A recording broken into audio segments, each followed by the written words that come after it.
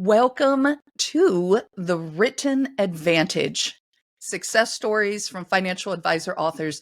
I am Mary Rose Wildfire McGuire and very excited to be able to be with you today with our special guest, Deb Meyer.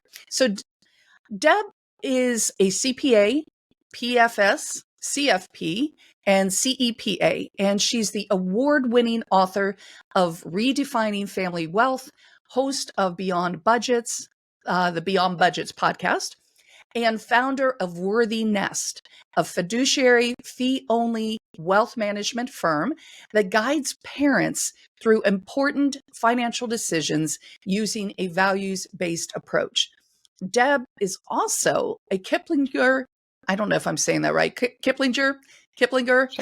contributor, and has been featured in the Wall Street Journal, Forbes, and CNN Business, among other online publications and podcasts. She is a 2019 CPA practice advisor, 40 under 40 honoree, received the 2018 AI CPA Standing Ovation Award, and is a member of several professional associations. Deb lives in Florida with her husband, Brian, and 3 sons. So welcome, Deb. I am so excited to have you here. Thank you so much for having me. It's a pleasure. Yeah.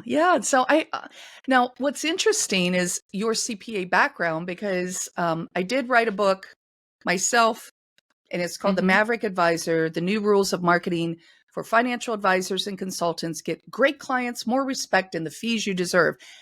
When I first started writing this book, it was aimed towards CPAs. Oh, nice. But then Okay. I started to work more with financial advisors. But there was a story I included in the book who was, it was the president of the AI CPA, and it was at a conference, and he was telling a room full of CPAs that the profession was going to be changing drastically, like within the next 5 years. Sure. And what I was picking up back then, and this is around 2019, I believe it was that CPAs realizing that they needed to add more advisory services to what they offered. So not just, the taxes and all that, or tax planning, but actually helping people plan with, the taxes, but then other aspects of their finances. So it was interesting. And you, because of your background, you've got like the perfect background to cross over between the two. And plus the fact you wrote a book. So Well, it's anyway. funny because, look, when you're talking about the CPA path, I actually started my career in public accounting, went into wealth management for about 7 years at a multifamily office, and then switched back into public accounting and then back into the advisory. So I've just been kind of all over the map trying to You've been hopping navigate around both, a lot. Yeah. I will say this, from the financial advisors I've worked with, not all of them are knowledgeable really about taxes. So many of them will tell their clients, you need to work with your CPA in this area. But there are some that have a background in that. And I think that is an advantage when you do, Yeah. So, okay. Well, let's dive into some of my questions I have for you, because, oh goodness, I love talking to people about their books, how it came about. So tell me about your book. Yeah, the book Redefining Family Wealth launched in 2019. So I had the idea for it, I guess I think it was late 2017. I was about a year into having my advisory practice, WorthyNest. Had started from scratch in late 2016 and just started working with clients one-on-one pretty quickly there in like January of 2017, and realized pretty quickly there that there were a lot of common threads coming up with the clients that I was working with, and really wanted to help a lot of younger families on that journey to building wealth in alignment with their values. So the kind of idea behind the book was really understanding that, okay, I'm not going to be able to work one-on-one with all of these client families, but there's enough commonalities here that I think I can incorporate into the book without, disclosing real identities, and just sharing some of those stories about how people overcame certain financial challenges. So I really wanted to make the book about reaching a broader audience and helping more people who might not necessarily work one-on-one with me, but want to have some good education around what it's like to build wealth, not just from a budgeting perspective, but like going into some of the other higher level concepts we typically do as financial advisors. Right. So who would you say is the audience for your book? I mean, is it just families or is there something more to that? Yeah, it's parents. I have a couple of clients now, or people that have come across the book, and they're single with no kids, and they still get benefit from reading the book. But the primary audience I created it for was parents, typically in their 30s and 40s, where they're kind of starting that financial journey. They're not super close to retirement. They're just thinking about, okay, what kind of foundational principles can I put into place to really be smart and strategic with finances. Right. So is this your first book? It is my first book. And I don't know, I kind of fell in love with writing when I started the registered investment advisory firm. So I probably will write another book one of these days. It just hasn't quite fit into the schedule. But Right. yeah, I'm doing a lot right now with the exit planning community, and hope to maybe have the next book be more geared towards business owners and those who are trying to increase the value of their businesses as they look to sell the business, 5 or 10 years down the road. Right. Right. Yeah. And somebody, and I don't know really how true this is, but someone says, well, you can't call yourself an author unless you've written more than one book. And I'm like, oh, I call everybody an author that's written a book. so Yeah, I consider, yeah.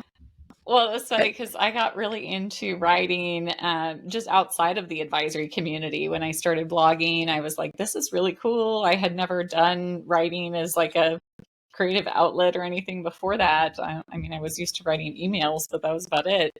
And started falling into some of Jeff Gowen's stuff, which he's not in the finance industry, but he's Right. had some really wonderful books in his career. And yeah, got involved in, like, he used to do some conferences called Tribe, and that's where he said, well, if you call yourself an author and you start writing the book, you can, to him, it didn't matter how many books you had. It was just like, yeah, just start writing, Right. call yourself a writer, and make it That's work. right. So, He yeah, also it has was branched out into challenging. poetry, I see, because I'm on his list, and sometimes I'll Oh, read yeah. some of his poems, and I just find those really interesting. So, kind of He inspiring because actually, yeah, Yeah, he go ahead. actually helped with the outline of the book. So when I first Oh, went to the Tribe conference, that was his last year doing the conference, and there was this giveaway, and he was like, "You'll get one-on-one coaching with me," and yeah, so he actually helped with the outline for Redefining Family Wealth. that is cool. That is Yeah. very cool because yeah, I have a book of his on my Kindle. I still haven't read. That's terrible, but my Kindle is full of a lot of books. But, I do follow him, and I have followed his path a bit of what, hmm what he's been up to. So he's, yeah, very talented writer, very Very insightful. talented. Yeah. Yeah. So what was going on in your life that inspired you to write the book? Like, why did you decide to do it at that point? Yeah. Well, it's funny because I'll be honest, I'm a mom of three, so I had three relatively young boys at the time. I was working full time in my business, or really two businesses at the time, because I had the accounting practice and the financial advisory practice. And I was starting to hit the capacity wall fairly quickly because I was already working with some small business owners on the accounting side. And then as I was building WorthyNest, I realized, okay, I can't really take on too many one-on-one client relationships here unless I say goodbye to some of these longer term accounting clients.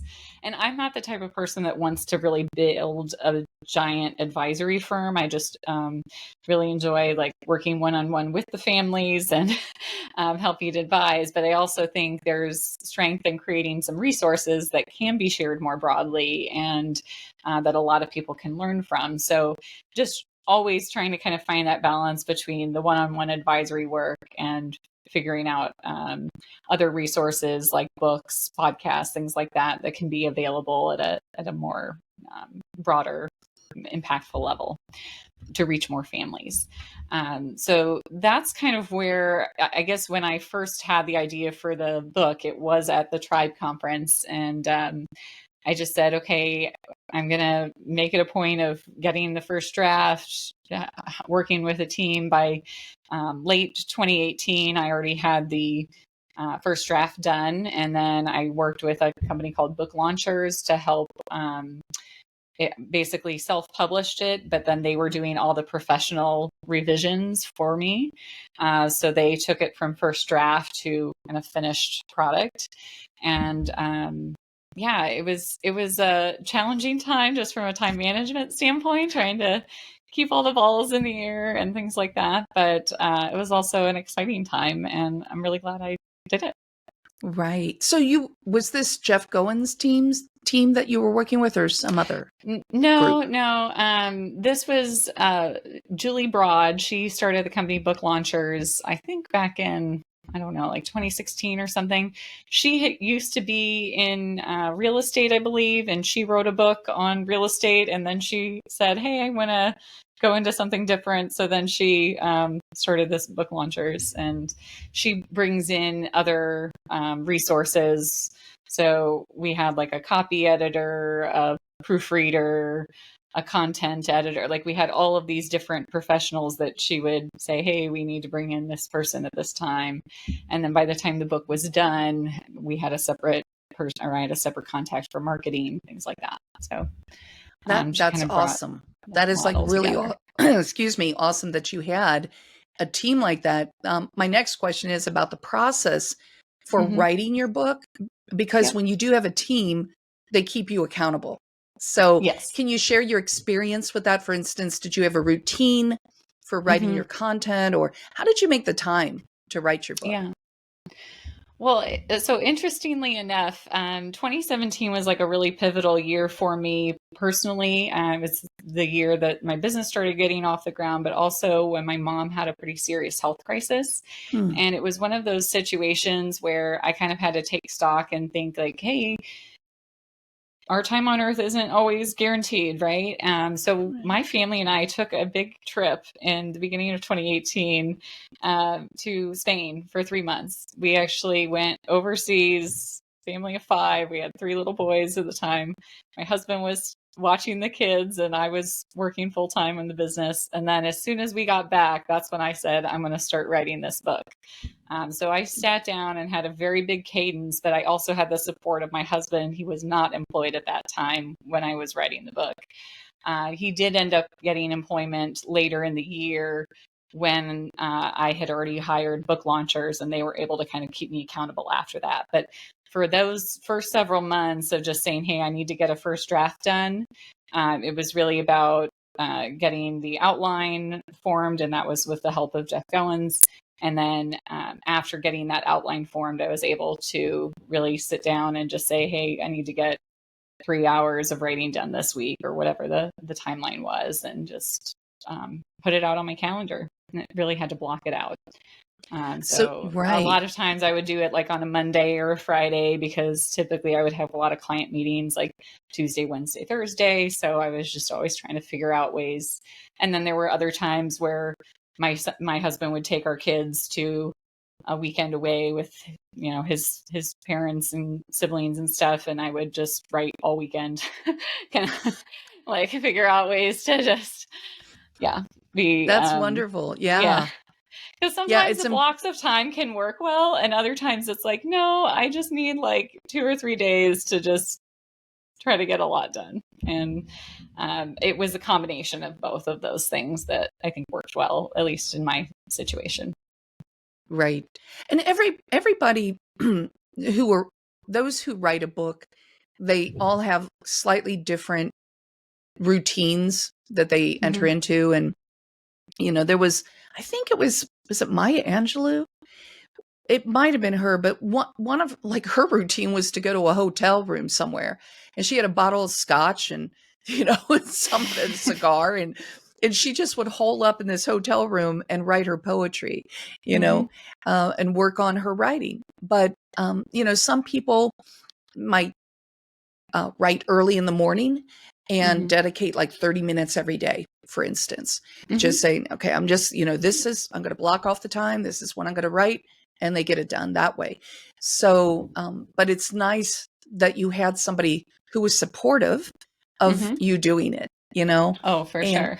I mean, especially being a mom of 3, it's right. like, yeah. It can be hard to carve out time for yourself when you're a mom. Yeah. Well, and I mean, again, my kids now are 9, 11, and 15. So at that time, when I was right in the trenches of writing it, I mean, they were relatively young. It was still very hands-on with them. And just having the support of my husband was crucial during that time. I don't know that I would have been able to do that had he been working in a full-time role and me working and trying to, be a present parent. So it definitely has been, he's been working ever since then at that same role. So that's why I haven't written another book. Really. I love it. Well, thank God for good men. Thank God for good fathers, good husbands and good fathers. Exactly. Oh my goodness. Well, what would you consider your biggest obstacle to writing your book? I don't know if you just mentioned it or if there was something else as an obstacle. Yeah, I think finding the time to carve out is probably one of the scarier points, just trying to really figure out, okay, how is this going to fit into the schedule when you're already a busy professional and want to show up, hopefully for your family and things like that. So for me, that was probably the biggest challenge. I would also say just knowing which professionals to work with. So when I knew I wanted to work with a team to take the first draft and actually turn it into a finished book, I went to FinCon it was October of 2018. And that's when I met Julie Broad and book launchers. And it was just like an answer to my prayer, really. I was like, I have this finished manuscript. I'm like, okay, what do I do with it? Because I know it's going to need editing. I know that it needs a lot of finessing before it goes out into the world. And I don't even know the first thing about how to get it out, like beyond the editing, like how to design the cover or do the other, pieces of it. Right. So I think just knowing that there are options out there and carefully vetting and researching which one's going to be the right fit. Because for a lot of people, especially financial advisors, we don't have these mega email lists. We're not building these enormous followings on social media and things. So the likelihood of us getting a traditional book deal where we are going with a traditional publisher, I mean, you easily have to have 10,000 people on an email list probably to have a traditional book deal and get advances and things like that. So it really is figuring out which professionals to pair with to make sure it's of high quality and caliber. Right. Yeah, that's what you just mentioned is a huge challenge, and I think does hold some people back from writing a book because they think, okay, I have an idea and I can get the writing part done, but then what else? Like they get overwhelmed with thinking about what happens after they write that manuscript. So I've helped people actually self-publish. That's my area is helping them either self-publish on Amazon, or I recently have started to work with Lulu.com or Lulu Press. But Lulu isn't the reason I like Lulu, by the way. I'll just mention this for anyone who's listening, thinking about, I'd like to self-publish and just go that route. When you partner with Lulu and you have them print your book, you can also have them sell the book. They can sell their book in their bookstore. But if you have an e-commerce platform such as WooCommerce or Shopify that is connected to your domain, so you could either have a separate domain just for the book or your own website, then you can connect the two and you can sell directly from your website. And what that does is it gives you the data of the buyers, because on Amazon, you have no idea who purchases your book. You don't have access to that data. But through Lulu and, working with another platforms such as the Shopify, WooCommerce, or some other type of platform like that, you can actually get all that information. So name, the shipping address and all of that. So if you do decide that, like, for instance, you would like to send out a direct mail campaign, which I'm all about direct mail. I'm all about print publications and print newsletters. You could do that. You could follow up with these people. So that's why I continue to mention Lulu because of that, and encourage people to start selling directly from their website. If they can, and website designers, you can find a website designer to help you. And there's also lots of instruction and walkthroughs and videos that you can find on YouTube of how to connect things to each other, because I know sometimes I get overwhelmed with the tech part, but it is doable. And then the book cover designs, you can find people on Fiverr. There's all sorts of different design choices, that you can choose from. You can do it yourself sometimes if you know a little bit about how to do it. Canva has a lot of great templates. I haven't really looked through Canva to see if there's book cover templates, but they're known for having templates for just about everything under the sun. So you have that. And it's just a matter of uploading files. So once you have your manuscript, if it's formatted, you just upload the file and then fill out the information for your book purchase page, and you're good to go. But you're right about what you said regarding the social media following and the traditional publishers, because they do look to see, if you're a first-time author, they want to see, okay, do you have a large list? Do you have a large group of people following you? Because they understand that, it is a lot of word of mouth, but also promotion through those different channels. So, so they kind of have a tendency to look for that. But I'm all for self-publishing, because I'm somebody personally who doesn't like to wait. I don't like to wait for anyone's approval or permission. So I like to just get out there and do it. But anyway, well, let's move on to some other questions for you. What would you say to another financial planner who's considering writing a book? What would you say to them to encourage them? Yeah, I would say do it. Honestly, if you have a solid idea and you don't see a lot of other books out there on the topic, and this is something Jeff taught me a long time ago, it's really about finding your unique voice and perspective. Because even though I'm a financial advisor and I've been working in this industry for many, many years, my experience is going to be different from the experience of someone else who entered the industry at the same exact time as me, just depending upon where we worked, who we worked with, all of that. So even if you're talking about a topic like retirement, for example, there's a lot of different angles you could take on retirement. Are you talking to a specific type of industry professional that's retiring? Are you talking to a specific age? Are you talking to people that want to retire in their 40s instead of the 60s? Like, whatever that edge is. And that even ties into building an advisory practice. If you're running a solo RIA or a small RIA yourself, just figuring out who that market is that you're trying to serve and really speaking directly to their pain points, that can easily be translated into a book if you're really knowledgeable in that area and have a lot of value to add. Right. Yeah, you're so right in saying there's so many different topics you can talk about.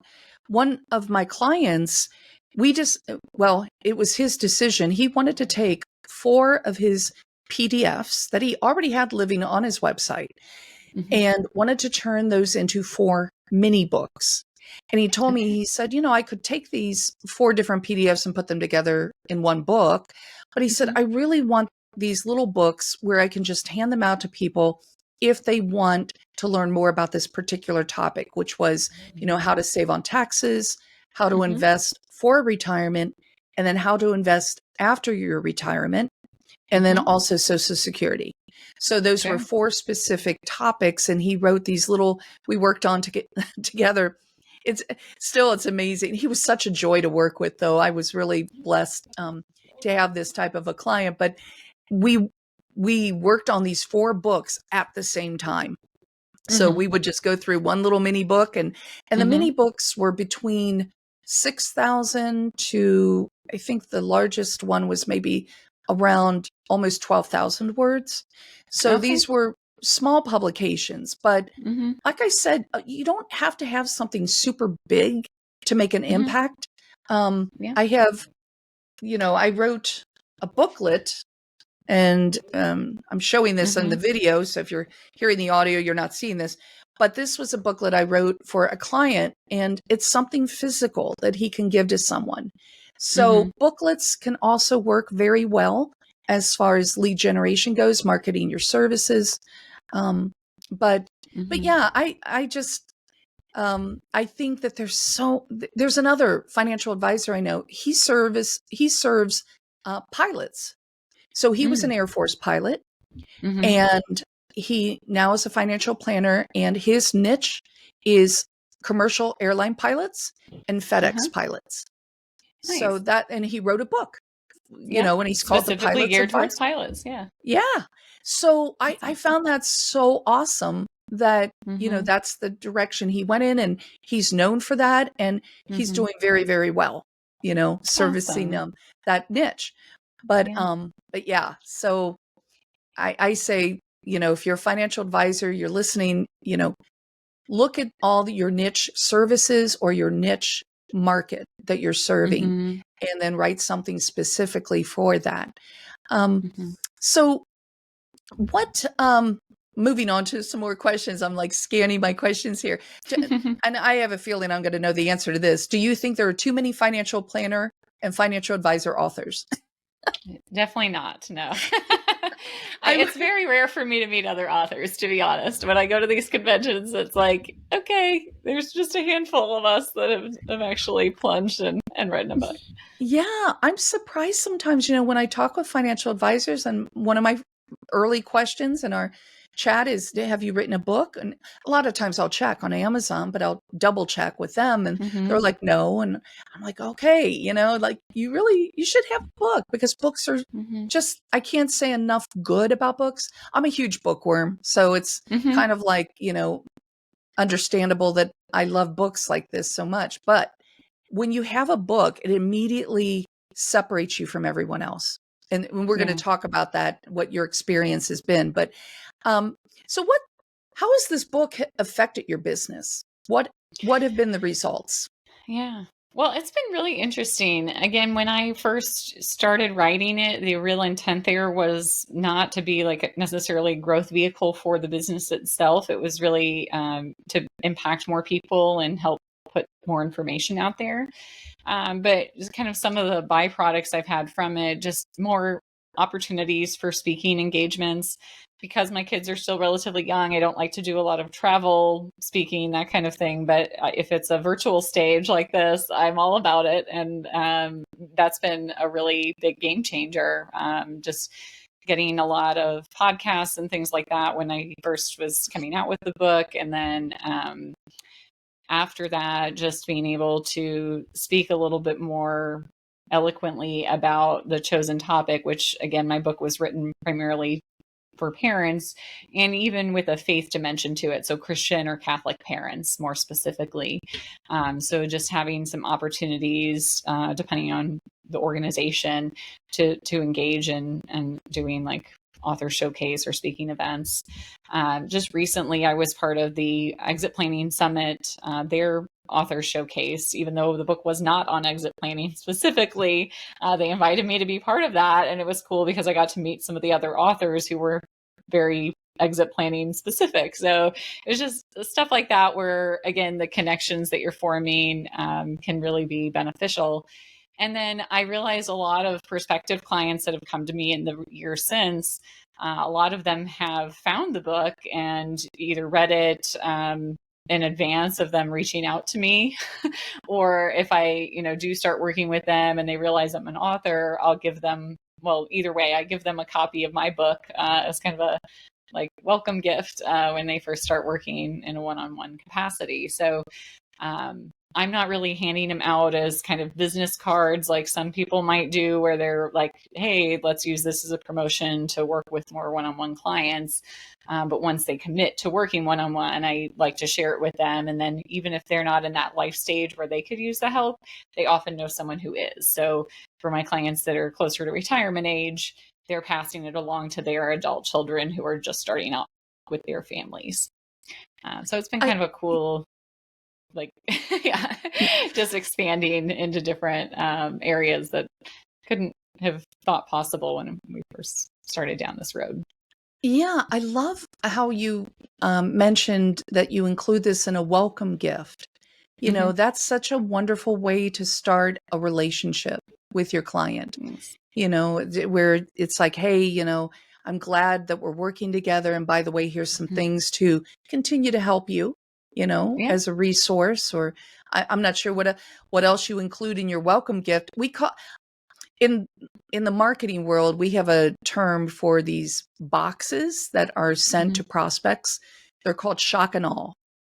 So Okay. shock and awe boxes, if you send it to somebody that you really, really want to work with and you want Mm-hmm. to impress them, you put inside that box different, you could put some edibles and some little small gifts or promotional items, and then your Mm-hmm. book, and Oh, you cool. send that to Okay. them, and Yeah. it's very impressive when they open it up. I mean, it's meant to, there's like almost an art to putting one together. You want to make it Mm-hmm. feel like it's a gift, and feel Sure. exciting. So, so Awesome. what, yeah. So what else do you put in your welcome gift? I mean, you have your book. Do you have some other things like that? Um, I usually just do a nice little handwritten note and Oh, okay. excitement that they're joining the firm. I don't go overboard, or I'm not overly elaborate with it, I guess, at this moment in Yeah. time. But Oh, I try the to human touch send, means so much. yeah, That I just try to send other things, around the holidays as well as just a client appreciation gift and things. But um, I used to be sending other people's books when I first started working with clients before I had a book myself. So that was another kind of just continuation of like, hey, I might still send you someone else's book that's relevant, but I'll also send you my book as the kind of first intro to the firm. Yeah, I love that. Yeah, just generosity like that. This is one of my, I don't know what you want to call bugaboo or sticking points as I'm getting older and feeling the way I was raised, which is showing kindness to people and consideration, Mm-hmm. and sending them cards, handwritten cards, a thank you card, those Mm-hmm. sort of things. Anytime that you can um, basically express yourself to someone and put that human touch on whatever the communication is, means Mm-hmm. so much more, I think, than ever, because many people don't do that anymore. It's all Mm-hmm. email Mm-hmm. communication, and, I'll dash off a quick email or text, you know. Mm-hmm. So when you're able to handwrite a little note, hey, I'm Mm-hmm. looking forward to working with you, it means a lot. So, Mm-hmm. so I think that's a great idea that you do that. Um, so what surprised you the most about the process of writing a book? Goodness. I think for me it was really just the I mean, I knew it was going to be a big time commitment, but I think I underestimated like how much it really can get like you have to really stay prioritized and know exactly what blocks of time you have available to contribute to it, because it can kind of swallow you up a little bit in the All right. process sometimes. So Absolutely. I'll say just being able to set boundaries around that kind of creative process if you're continuing to work, full time or part time in your advisory role, and really making sure you have the right team around you to help support if you're not going to be available for several months because you're promoting the book or doing other things related to the book. Um, just having some other people that you can rely on professionally to help you through that process. At the time, I didn't really have a big support network from an internal standpoint, just because I run a very lean business for the most part. Sometimes I have like one helper person that's either part-time or full-time, depending upon needs. But generally speaking, it hasn't been someone that's been a, long-standing employee that I can say, hey, I'm going to rely on you to get these things done in my absence. So I would say for anyone that's contemplating writing it, just making sure you have the right support team around you to do so. And just know yourself and what your limitations are. That, okay, if you're already working 40 hours a week or 50 hours a week, whatever, and you don't have capacity, maybe it is worth putting the idea on hold a little bit longer, but you don't want to put it on hold forever. So just Right. figuring out where you could be reallocating time is really important. Yeah, that's a good those are good words to live by, just understanding what your limits are, understanding, and if things get crazy, it's like, okay, unless you're working with, a lot of times the traditional publishers, they do have hard deadlines, and, they're trying to keep their publishing schedule on track. And so that is something that you have to think about if you are going to work with a traditional publisher. But, if you have a little bit of leeway, you're, self-publishing or publishing with a company that is a little bit more flexible, then yeah, you can say, look, I need a little bit of, space here, maybe a week or two, whatever, as I deal with whatever might be going on. And then you can come back to it. So what surprised you the most about publishing the book and being recognized as an author? I mean, did you notice any, Yeah. well, what did you notice about that experience? It's been interesting because, like shortly after the book was published, we moved here to Florida. So we were in Missouri, we moved to Florida, and I think a lot of people that didn't, obviously I didn't know anyone here. It was just my parents that we were moving close to. So when I started like meeting people out or whatever, people kind of started recognizing me as the author, because I did like a few little things in our community with the author table. And then the pack and ship place near us has like a little place where we'll sometimes feature authors that are in the neighborhood, things like that. So I think when I go around just my community today, like sometimes people will like smile at me in a way that like I think they're like they know me, but I don't really know them. Like it's that kind of weird. I'm like, did I meet you before or not? Or, like I'm just not sure, or if they're recognizing me from the book. So just some of that is a little bit strange for me. I'm more of a reserved, kind of humble, timid person, I guess, and so I just don't always know, how to deal with that. I think for a lot of people, once they see that you're a published author or they see that you have a podcast or whatever, they think you're in this different realm. And no, it's like I'm just a person. I used to work with athletes, actually, like some pretty high up athletes in my former role at the multifamily office. And I felt like when I would go to meetings with these athletes, like I'm not even into sports much, but like some of the times I would be sitting at the table with a very famous athlete and you'd see, people at other tables taking pictures or whatever. And it was like, I'm not that status whatsoever, but it just feels a little like that sometimes. And I'm like, this is strange. I don't know. Yeah, it is. It's interesting because, when you tell people that you've written a book, it is an immediate change that I've noticed, where most people will say, whoa, you wrote a book. What about, so that's why, like, for me as a marketer, I am always encouraging people to write books because it is such a great way to open up the conversation. When you meet new people, of course, you want to be interested in them. I'm a big Dale Carnegie fan. And so, show interest in others first. But when you say that you've written a book, it kind of gives people something to kind of like grab onto. Like, oh, okay, I can ask them about their book. I can find out more about what they did. to write the book? What is the Mm-hmm. content about? What was their experience? So I think it's one of the best icebreakers. But That's the other cool. thing Yeah. is, for me personally, and I don't know if this was for you or not, it gave me a lot of confidence. I was Mm-hmm. able to, like, after I published my book and I was giving it to people and working with other people on their books, but I realized that it made me kind of stand up a little straighter and Mm-hmm. to recognize that I did have a body of knowledge that I had Mm-hmm. accumulated and that I did have something worth sharing. So Mm-hmm. sometimes we are so deep into whatever it is we do. And many Right. times we underestimate how much we can help people. And it Yeah. wasn't until I wrote my book that made me realize, wow, I really do have something here to give, you know? Sure.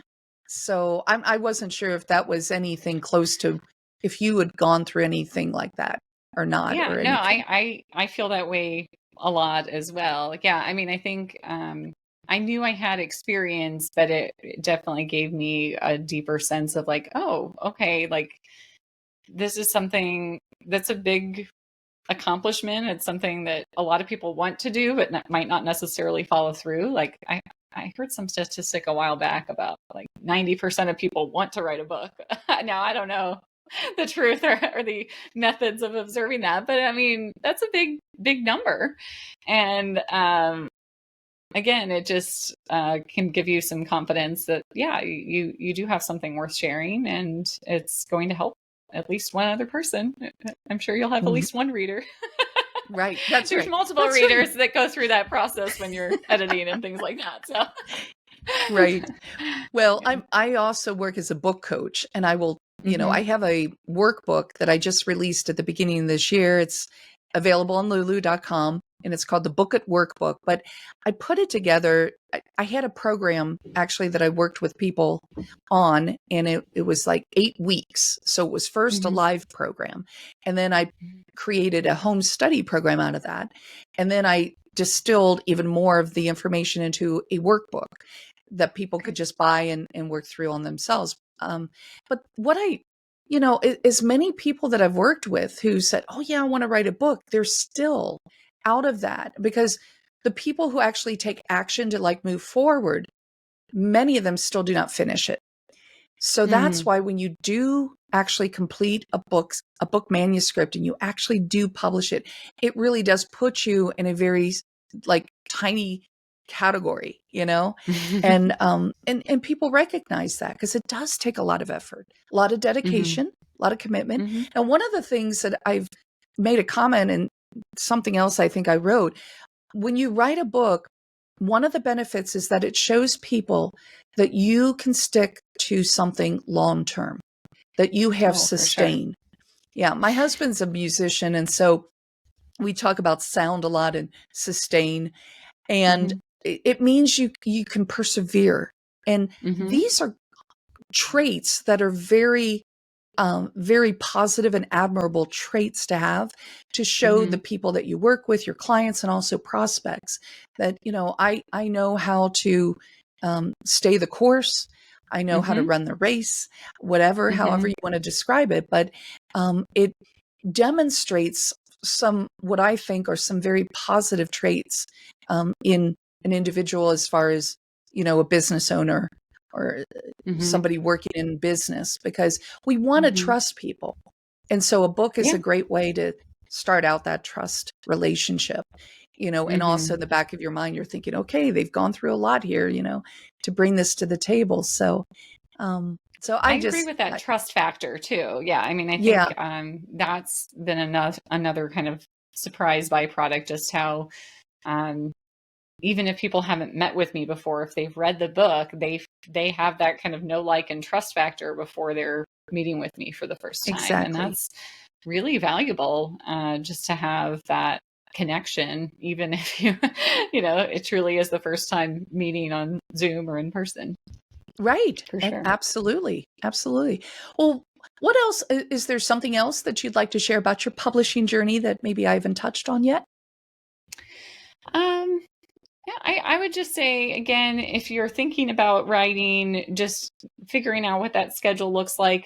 working with Mary Rose or someone like Mary Rose that's really going to hold you accountable to it, I think is invaluable in that process. I really, if it had just been me on my own, the whole thing trying to edit and whatever, like I don't know that it would be done. I don't know that the book would be published. So finding the right resources to help you on that journey is going to be crucial if that's something you're thinking about. Right. Now, I did want to ask you about your marketing, because this is another part of writing and publishing a book that some people are like, okay, how do I market my book? You have received you received an excellent endorsement from Jeff and some others that I saw on your page. So how did you market your book? How did you get media exposure? Because I've seen that you were able to get that too. So how did that happen? Yeah, so that was also book launchers helping me. Their marketing resource helped me kind of figure out, okay, who am I going to ask for a recommendation from, a book recommendation? So I sent advance copies to the three people that gave me the recommendations. And yeah, it was a good process. I wasn't like cold emailing Jeff. Like, I had already worked with Jeff on the book outline, so he knew who I was. It wasn't like I was just some random person that, had no interaction. Same with Sarah Stanley Fallaw. She runs Data Points and is co-author of The Next Millionaire Next Door. So she was already in my kind of network because I started using Data Points early on with my practice, and we've become friends. So yeah, it was just figuring out what kind of endorsements would be positive for the book. I've seen plenty of authors that have, big email lists and lots of connections in the author world where they're getting 2 pages of reviews. I did not. I got a couple of reviews, and that was awesome to be able to use those on the website, and then using Jeff's review at the top of the cover. So it's been, again, it's been a fun process, and just figuring out what some of those natural connections were, if people had podcasts, trying to figure out ways to say, hey, I could add value to your audience in this way. And a lot of it was just outbound, reaching out to some of these contacts that I had already cultivated over the years. Yeah. Yeah. And what you just said there toward the end is so true. If you write a book, it is a lot easier to catch the attention of many podcast hosts, because people are always interested in, talking to an author. So, I mean, for me in particular, my whole deal is book writing, but, I listen to a lot of podcasts. And so it's always interesting when you hear, somebody being interviewed and they've written a book. And many times I've gone to the library, to check out their book, after I hear about it. So, yeah. And marketing is just, I was part of a launch team for actually 2 authors, and a launch team. And I'm not sure what the book launchers did, but when I was part of this launch team, I was a volunteer, and they sent to me, both of them, they had memes or images that I could use on LinkedIn and Instagram, social media. They had blurbs. So they gave to the launch team everything that they needed to just post things, put it out there, and you could put your own spin on it. But it was a great way to kind of get the buzz going, So that is something that I would recommend if you self-publish. And if you don't have someone like book launchers, you can still put together your own launch team where you ask for volunteers, and you also give those volunteers a little extra something. I mean, they're not getting paid, but I got an early access copy of the book. I got some other bonus material, that they gave to the launch team, PDFs, forms, whatever, templates. So, but the more that you can get people to kind of join in and help you promote the book, that's another great way to market it. So, and pre-sales, that's another thing, is sometimes I think you can do that with Amazon. You can have people pre-order the book. And, that's getting the buzz going, asking people for reviews. It's the other Yeah. thing is if you are selling on Amazon or any other platform and they allow for comments and reviews, ask people, say, hey, would you consider leaving a review? It would help, Mm-hmm. and most of the time people will do that. So, but the exposure, like getting media exposure, is top notch if you can get it. Mm-hmm. Mm-hmm. Yeah, and there's So, actually a really great woman I know, Mary O'Donoghue, that used to work on the Oprah, or with the Oprah. Like she was her producer and stuff, and she runs a book club, or she runs a online group for women nonfiction authors to help them get into more mainstream publicity. So, like, think local TV stations or even Today Show if you're going really big, like stuff like that. That I didn't really get involved in her stuff until kind of later and after the book was launched, just knowing who she was and what she offered. But um, yeah, that's a whole other ball game of things you can go into. But I would say from the online perspective, what you mentioned, making sure you have a launch team in place, that was something we had in place as well for my launch all those years ago. I just had forgotten that piece of it, but yeah, it all runs together after a while. yeah, I'm like, okay, because it's been 5 years now. But that was a critical part, at least on Amazon, getting some of those initial reviews. And because of the early momentum we had going with the launch team, that's how I was able to get the kind of number one in that category that day of launch and oh, that's have the award awesome. winning. And yeah, so I mean, there's some little nuances to it, but yeah, that definitely felt good when it's like, oh, okay, this is actually important. And although now, all these years later, I'm sure it's way down on the rankings or whatever with newer books, but yeah, it's a cool thing to be able to build some momentum, especially in those early days when you're first trying to market the book and launch it. And then having a launch party in person is also fun. We did that when I launched as well. So invited some of the friends and family that were on the launch team that we knew personally, had them come and do the launch party with us and get Right. copies of the book and Yeah, stuff, that's autograph, all that. oh my gosh, I love that. I love it. Well, we had a virtual launch party for one of the authors, and she Mm-hmm. she comes from a theater background. So Okay. her deal was improv theater. And so Mm-hmm. her and her husband just put on this hilarious show. He had a really funny song that he had Mm-hmm. created on the spot. They did improv on the spot, and it was just a lot of fun. So, Oh, that's cool. yeah, yeah. So, we were celebrating Annie. So Annie was Mm-hmm. the author. But anyway, speaking of your book, where can people find your book?